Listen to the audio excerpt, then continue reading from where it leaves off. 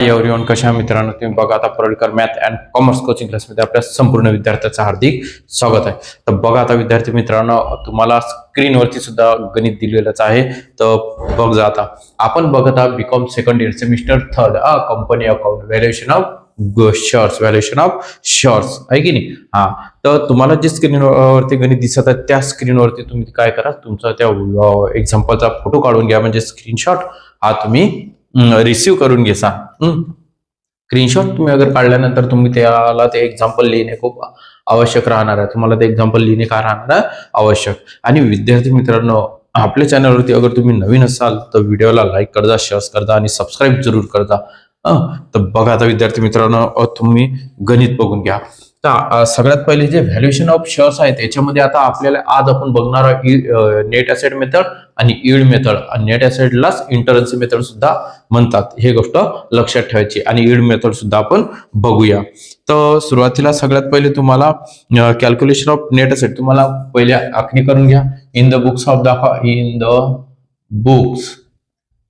Of आहे की नाही.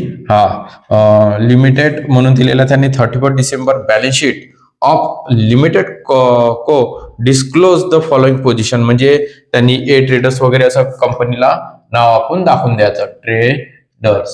ओके, चालेल. आखणी करायची.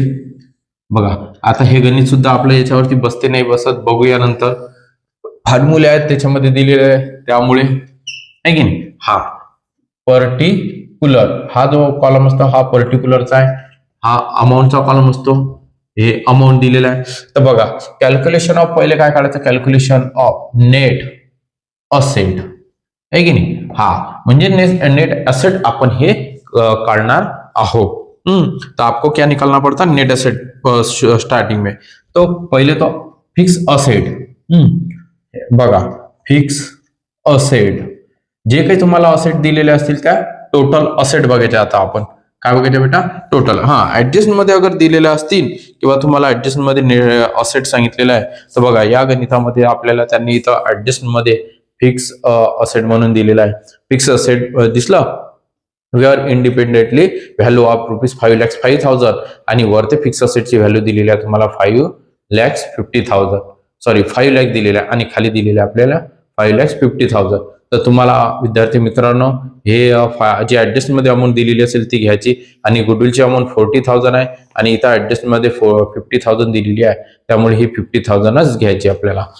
तर तुम्हाला सांगतो मी की ऍडजस्ट मध्ये जे अमाऊंट दिलेल्या असतील त्याच अमाऊंट तुम्हाला मेन्शन करावे लागतात एक्झाम्पल मध्ये, हो की नाही सांगा मला. बघा आता आपण ते मेन्शन करूया. तर 5,50,000 म्हणजे 5,50,000. त्यानंतर आपल्याला दिलेल्या करंट असेट, तर current asset 2 lakh. Current asset किती दाखवायची, 2 लाख. आणि गुडविल काय दाखवायचं बेटा, गुडविल आहे 50,000. गुडविल आहे 50,000 आहे की नाही. म्हणजेच बघा आता fix asset current asset goodwill मी फाईल ही झाली बेटा. त्यानंतर आता याची करायची आपल्याला ऍडिशनल. काय करायचे बेटा, ऍडिशनल. म्हणजेच तुम्हाला त्याची ऍडिशनल करावी लागत असते. ते ऍडिशनल येणार आहे तुमची 80 लाख. 80 लाख. बघा 5, 6, 7 आणि हे 80 लाख. मग याला नाव द्यायचं तुम्ही टोटल असेट. ही नेट टोटल असेट नाही आलेली आपली. तर आता बघा, आता याच खाली आपल्याला काय लिहायला लागत असते सांगा विद्यार्थी मित्रांनो, एक्सटर्नल लॅबिलिटी आहे की नाही. External liability. Okay. External liability. External liability मध्ये कोणकोणते पद दिलेले आहेत तर बघा, एक्सटर्नल लॅबिलिटी मध्ये अदर लॅबिलिटी मध्ये येणारे पदच हे आपल्याला लिहावे लागतात. तर एक्सटर्नल लॅबिलिटी मध्ये हे डेबिंचर्स आणि करंट लॅबिलिटी असे 2च पद दिलेले आहेत. सध्या शेअर्स कॅपिटल येणार नाही, रिझर्व्ह येणार नाही आणि प्रॉफिट लॉस सुद्धा नाही. तुम्हाला जो फोटो दिलेला आहे त्याच्यामध्ये तुम्ही पहा जा, कॅपिटल घ्यायचं नाही, रिझर्व्ह नाही आणि प्रॉफिट लॉस नाही. आणि या पहिल्या एक्झाम्पल मध्ये इथं प्रेफरन्स शेअर्स आणि इक्विटी शेअर्स होते. आता सध्या फक्त तुम्हाला शेअर्स कॅपिटलच दिलेले आहेत, हे लक्षात ठेवायचं. त्यामुळे आपल्याला फक्त प्रेफरन्स शेअर्स किंवा इक्विटी शेअर्स असे 2 वेगवेगळे हे नंबर ऑफ शेअरची किंमत व्हॅल्यू तुम्हाला मेन्शन करण्याची आवश्यकता नाही आहे. तर फक्त तुम्हाला काय दाखवावं लागते बेटा की बघ जी असेट जे विचारलेलं असेल तेच 5% डेबिंचर्स विचारलेलं आहे आपल्याला, आहे की नाही? हा, डेबिंचर्स. तर डेबिंचर्स किती आहे? 1 lakhs. डेबिंचर्स आहे तुमचे 1 lakhs. त्याच्यानंतर तुम्हाला दिलेलं आहे करंट लॅबिलिटी. करंट लॅबिलिटी बेटा 1,30,000. 1 lakh किती आहे? 30,000. यांची ऍडिशनल करायची 2,30,000. 2 lakh किती येते? 30,000. आणि हे यामधून काय करायचे तुम्हाला ते मायनस काय करायचे बेटा? मायनस. मग 8 lakhs मधून तुमची ते अमाऊंट मायनस केली. 8 मधून 2 गेले 6 राहतात, 6 मधून 30 गेले 70 राहतात. म्हणजेच तुमची ही जी येते याला पहिले नाव देऊन द्या तुम्ही. हा, इथं नाव द्यायचं आहे तुम्हाला total external liability. Okay, external liability, total external liability. आता आपल्याला काय मिळणार आहे? नेट असेट, आहे की नाही? टोटल नेट ऍसेट ही मिळाली आपल्याला. टोटल नेट ऍसेट म्हणजे सी मायनस केल्यानंतर 5,70,000. 5,78 lakhs मधून ही अमाऊंट काय केली? मायनस केली. ऍसेट मधून लॅबिलिटी काय केलेली आहे तुम्ही? ती मायनस. ऍसेट मधून पिंट्या ऍसेट मधून लॅबिलिटी काय केलेली आहे? मायनस, आहे की नाही? हा, तुम्ही शिका विद्यार्थी मित्रांनो, गणित बघा, एक्झाम्पल बघा. तुम्हाला आता फ्री ऑफ कॉस्ट मिळत आहे. तुम्हाला संपूर्ण, आमच्या वेळेस काही नव्हतं बेटा, युट्यूब चॅनल वगैरे असं काहीच नव्हतं आणि आम्हाला भरपूर सारा अभ्यास करावा लागत होता आणि भरपूर खूप मोठा सिलेबस होता. तुम्हाला खूप मिळत आहे, म्हणजे न म्हणता मिळून जाते आणि फ्रीमध्ये मिळते. त्याच्यामुळे तुम्ही अभ्यास करत जा. व्हिडिओ आवडल्यास लाईक करा, शेअर करा आणि सबस्क्राईब करा. आणि गुगल मीट वरती सुद्धा लाईव्ह बॅच कोणाला जॉईन करायचे असतील तर ते सुद्धा तुम्ही करू शकता. माझा नंबर दिलेलाच आहे, त्याच्यावरती तुम्ही काय करायचं? मेसेज करायचा. बघा आता आपल्याला काय करायचं असते तर तुम्हाला याची काय काढावं लागते? नंबर ऑफ शेअरची आपण काय काढतो? व्हॅल्यू काढत असतो, आहे की नाही? हा, म्हणजेच calculation of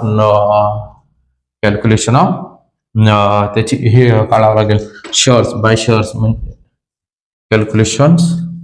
calculations of value, आहे की नाही?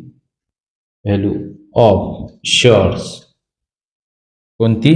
Net asset method. कोणती मेथड बेटा? Net asset method. Calculation value of shares, net asset method. कोणती मेथड? Net asset method.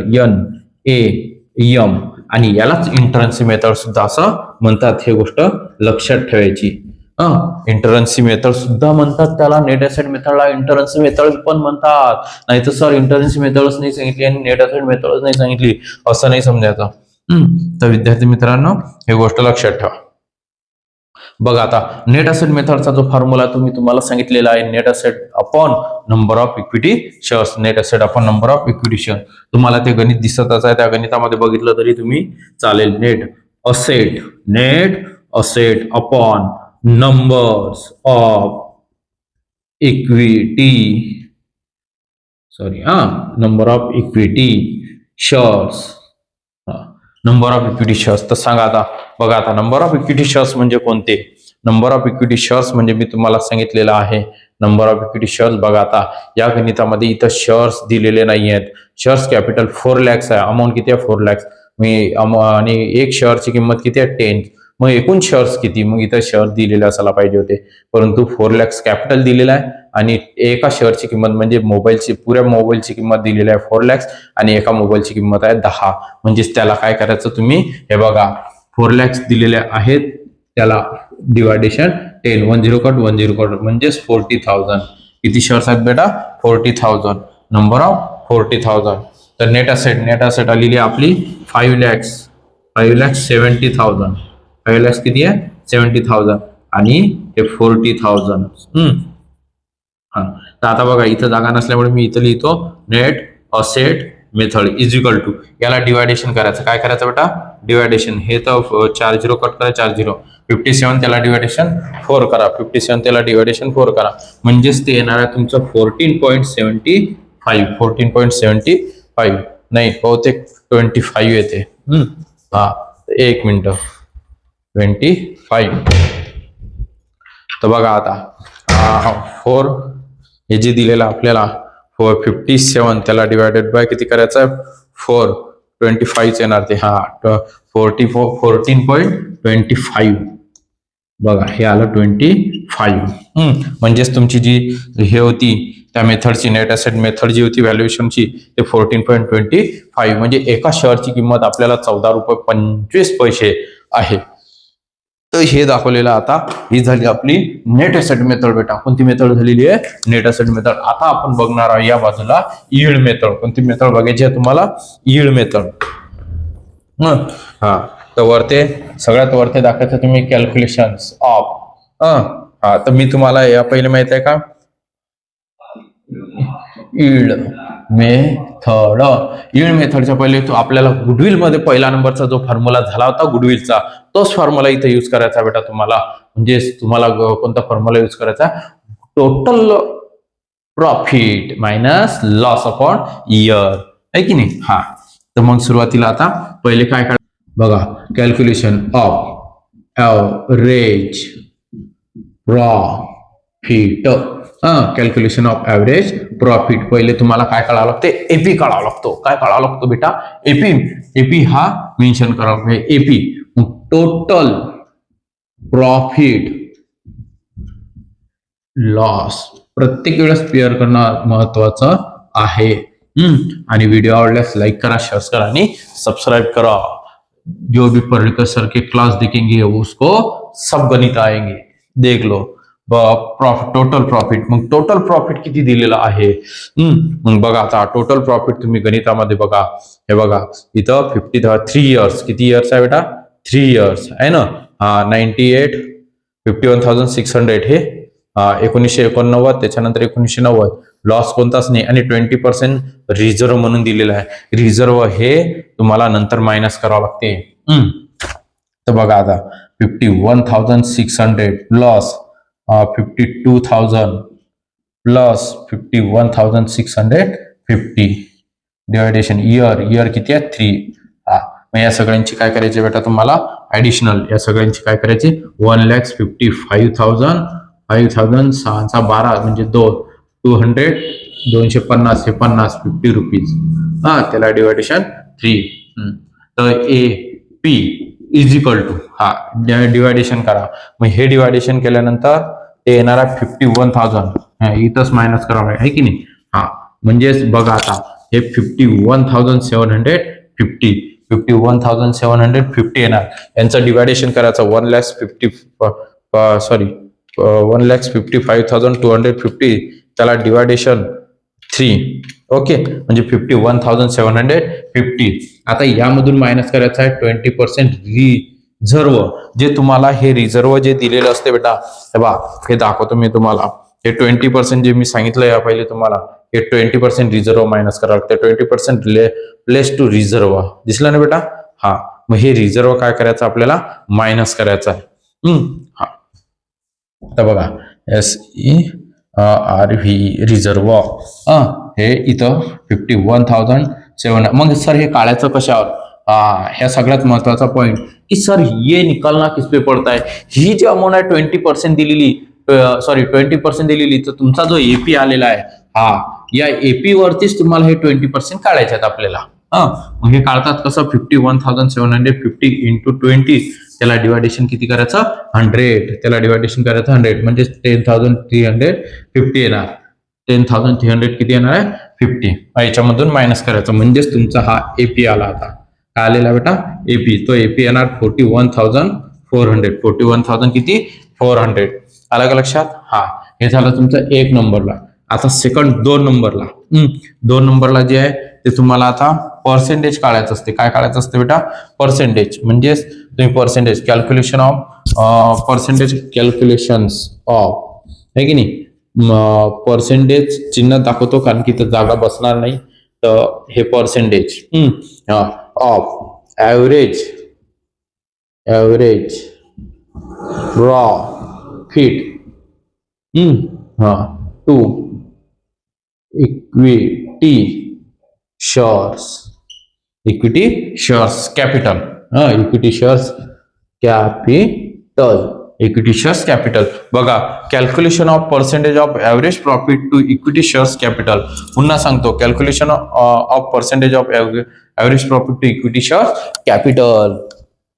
आपले व्हिडिओ संपूर्ण मराठीमध्ये असतात, तर हिंदीच्या मुलांना सुद्धा अगर काही कन्फ्युजन असेल आणि व्हिडिओ बघत असतील तर ते मला विचारू शकतात, काहीच हरकत नाही. कॉल करून सुद्धा हिंदीमध्ये सांगून देणार. परंतु हे व्हिडिओ जे आहेत काही मराठी मुलांसाठी आहेत. मला माहित आहे यावरती जास्त व्ह्यू नसतात, परंतु तरीही आपल्या विद्यार्थ्यांना आलं पाहिजे म्हणून आपण या युट्यूबवरती हे देत आहेत. तर बघा, आता इथं दाखवायचं आपल्याला. मग आता हे इक्विटी शेअर्स कॅपिटल काढायचं आहे, म्हणजेच आपल्याला ESC आहे की नाही. मग ESC याचा फॉर्म्युला ॲव्हरेज प्रॉफिट अपॉन, आता पाहिजे बेटा, आता काय काढायचं आपल्याला, इक्विटी शेअर्स कॅपिटल. हा, तर आता पहा, आता इक्विटी शेअर्स कॅपिटल लिहायचा. आतापर्यंत बघा, इथं नंबर ऑफ इक्विटी शेअर्स लिहित होतो आपण. नंबर ऑफ इक्विटी शेअर्स 40,000, त्याला डिवायडेशन केलं होतं ते. आता नंबर इक्विटी शेअर्स कॅपिटल दिलेला आहे. मग यील्ड मेथडमध्ये इक्विटी शेअर्स कॅपिटल दिलेलं असेल तर बघा, हे कॅपिटल, याला कॅपिटल म्हणतात. लायबिलिटीला जे शेअर्स कॅपिटल असते त्याचे अमाऊंट म्हणजेच ते कॅपिटल असते. म्हणून ऍव्हरेज प्रॉफिट किती आहे? ऍव्हरेज प्रॉफिट आलेला आपला 41,400 डिवायडेड बाय 4 lakhs इंटू, इथं आपला फॉर्म्युला राहिला इंटू 100 आहे की नाही, इंटू 100 इज इक्वल टू करायचं. या संख्येने याला मल्टिप्लिकेशन करा. 41440 आणि 0 त्याला डिवायडेशन 4 lakhs.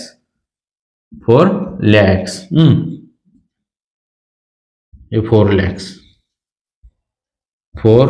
lakhs. ओके. 1 2 3 4 हे 4 0 कट, 1 3 2 4 0 कट. म्हणजे आता यांचं डिवायडेशन केलं किती येणार आहे तुमचं, 10.35%. 10.35%. तर हे यील्ड मेथड आहे बेटा. कोणती मेथड आहे? Yield method. तुम्हाला स्क्रीनशॉट काढायचं, काढून घ्या. आपण त्यानंतर 3rd नंबरचं तिथं फॉर्म्युला बघूया. तुम्ही स्क्रीनशॉट काढायचा, काढून घ्या. ओके, काढला बेटा. पहा, आता आपण हे पुसतो बेटा. मी हे लिहिलेलं असेल, तुम्ही स्क्रीनशॉट काढलेलाच असेल तर या ठिकाणी मी तुम्हाला फॉर्म्युला दाखवतो. आता 3rd नंबरचा जो आपल्याला विचारलेला आहे त्यांनी, 3rd नंबरचा सुद्धा फॉर्म्युला दाखवणे खूप आवश्यक आहे. तर बघा, कॅल्क्युलेशन मध्ये आता पेड ऑफ शेअरची व्हॅल्यू काढायची असते. म्हणजेच आपल्याला calculation valuation by yield method, म्हणजे कॅल्क्युलेशन ऑफ यील्ड मेथड असे लिहिलं तरी चालेल. कॅल्क्युलेशन्स ऑफ यील्ड हे मेथड प्रमाणे व्हॅल्यू ऑफ शेअर्स म्हणजे शेअरची किंमत काढत आपण. व्हॅल्यू काय काढत आपण? शेअरची किंमत. मग आता इथं YM किंवा VS किंवा YM त्या मेथड प्रमाणे इथं percentage of average profit to equity shares capital हे कॅपिटल आहे. कॅपिटल. ओके. त्यानंतर बघा, आता percentage of average profit to equity shares capital फॉर्म्युले आहेत बेटा. हे फॉर्म्युले तुम्हाला पाठच करावं लागतात, त्याशिवाय जमत नाही. त्याला डिवायडेशन आहे रेट ऑफ रिटर्न.